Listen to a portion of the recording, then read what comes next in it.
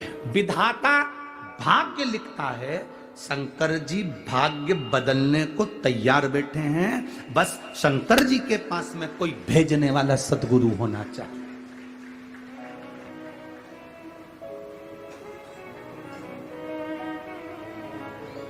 आज लोग हमसे कहते हैं, गुरुजी तुमने कई लोगों की, बहुत लोगों की दुकानदारी बंद कर दी।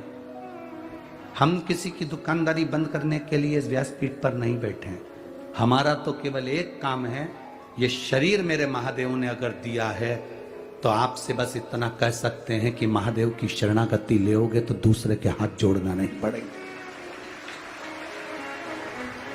दूसरे के हाथ नहीं जोड़ना पड़ेंगे। एक बार अगर शंकर की चौखट पर जाना चालू कर दिया, केवल यह मत सोच कर जाना कि मेरा काम होगा तब मैं शंकर जी के मंदिर जाऊंगी, काम नहीं होगा तो मंदिर जाना छोड़ दूंगी। ना ना, उसका पीछा मत छोड़ना, उसके मंदिर में जाना मत छोड़ना, उसको एक लोटा जल चढ़ाना मत छोड़ना, उसके दरवाजे पर झाड़ू पोछा लगाना मत छोड़ना। वो तुम्हें नहीं छोड़ेगा, जीवन पर्यंत नहीं छोड़ेगा। ये शिव तत्व है। शंभु शंकर ओघड़ी है।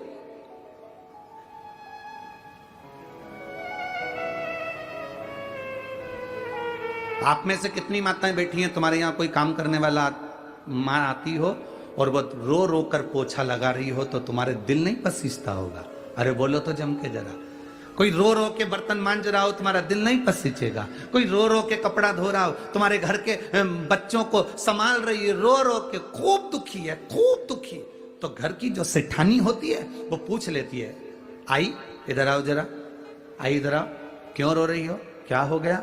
आज मेरी बहू से झगड़ा हो गया, उसने मुझे रोटी नहीं दी है, आज मैं बड़ी दुखी हूँ। सेठानी कहती है, तुम काम छोड़ो पहले, लो मैं प्लेट में खाना देती हूँ, ले खाओ। आई, रोना नहीं, जीवन तो चलता रहता है। सेठानी को दुख होगा, उसके घर की बर्तन वाली, काम वाली, पोछे वाली अगर कोई दुखी है तो सेठानी को दुख होता है। इस मृत्यु लोक में रहने वाला कोई मनुष्य दुखी है तो मेरे महादेव को दुख होता है।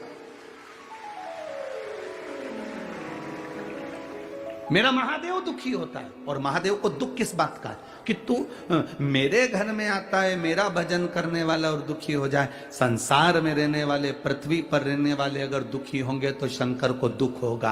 तो किसी को कोई फर्क नहीं पड़ेगा, पर शिव जी को दुख होगा कि मेरी पृथ्वी पर रह रहा है। ब्रह्मा ब्रह्मलोक में रहते हैं, भगवान विष्णु बैकुंठ लोक में रहते हैं, इंद्र इंद्रलोक में रहते हैं, देवता देवलोक में रहते हैं, पितर पितृलोक में रहते हैं, पर शंकर भगवान मृत्यु लोक में रहते हैं, पृथ्वी पर। सबसे ज्यादा दुख उनको होता है कि तुम इधर उधर क्यों भटक रहे हो। अगर तुम्हें दुख आया है ना तो तुम एक बार मेरे पास आओ तो सही, तुम मेरे पास आकर बोलो तो।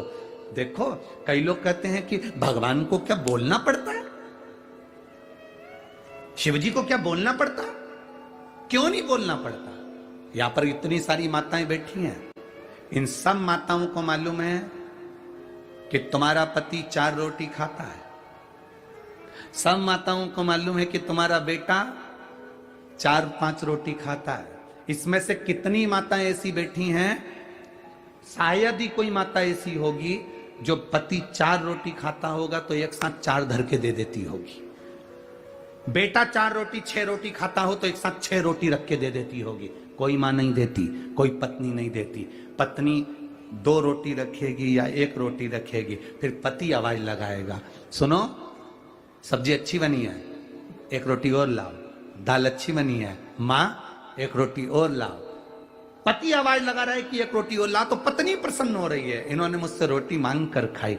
माँ प्रसन्न हो रही है, मेरे बेटे ने आवाज लगाई कि माँ मुझे रोटी ला कर दे, आज सब्जी अच्छी बनी, आज बेसन अच्छा बना, आज आमटी अच्छी बनी, आज सामान अच्छा बना, आज ठेसा अच्छा, माँ 1 रोटी और ला कर दे।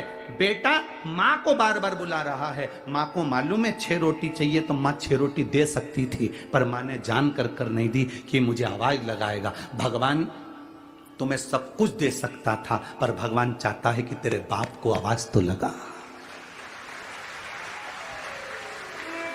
सब कुछ देने की सामर्थ्यता परमात्मा में है, सब कुछ प्रदान करने की सामर्थ्यता भोलेनाथ में है, सब कुछ लुटाने की सामर्थ्यता मेरे शंकर में है।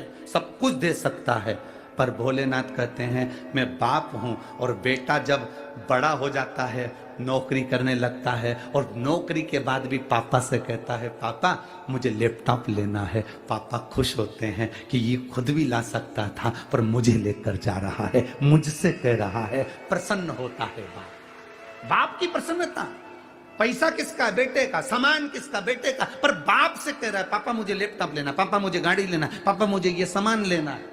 ला सकता है, सब कुछ ला सकता है, पर बोला क्यों है? क्योंकि उसको महान बनाना।